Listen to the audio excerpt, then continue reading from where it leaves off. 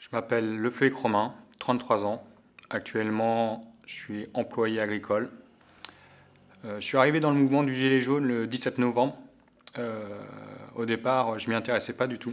J'ai vu le mouvement sur le rond-point en accompagnant ma conjointe au travail. J'ai vu qu'il y avait une bonne ambiance, donc je me suis rapproché d'eux. Et à force de discuter avec les gens, j'ai vu qu'on avait tous les mêmes points communs. Les difficultés de finir les fins de mois, remplir le frigidaire, faire un choix, sortir avec les enfants ou mettre de l'essence pour aller travailler. Malheureusement, le choix il est vite fait.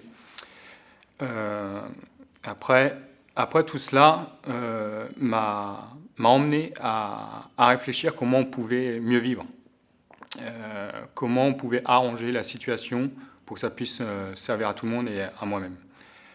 Ça fait 33 ans qu'on subit une république, donc la 5e République, qui se meurt.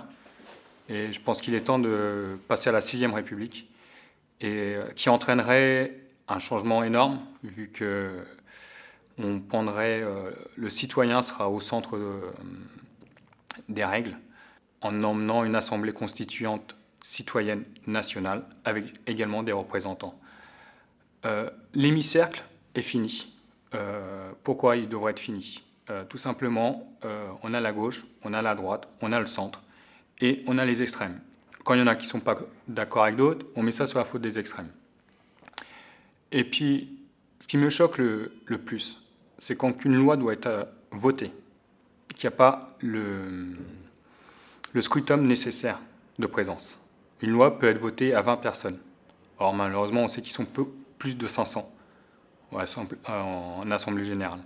Donc que ce soit niveau député et niveau sénateur.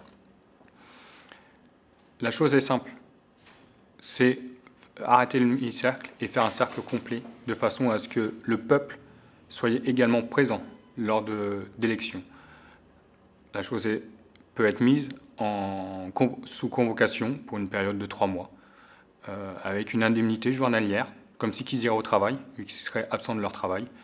Et au moins, là, on serait représenté par des personnes qui vivent la situation que tout le monde vit, qu'ils soient SDF, qu'ils soient smicards, ou qu'ils soient simples ouvriers, ou cadres, ou patrons. En faisant cette assemblée, que les lois pourraient voter, ça permettrait de revenir sur un point fondamental qui est le savoir-vivre pour chacun. On ne peut plus survivre. Actuellement, nous survivons avec notre travail. On vit pour le travail et on fait que ça. Et à force, on se meurt. On veut vivre. Vivre, c'est quoi? C'est profiter de la vie avec sa famille, ses enfants, ses parents.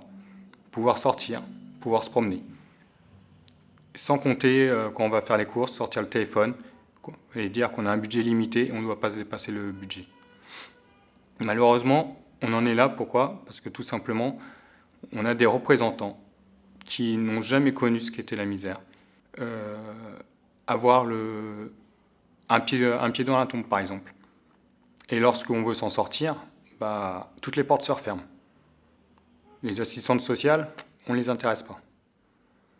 Donc pour ces représentants-là, il serait grand temps de les remettre au même niveau que nous.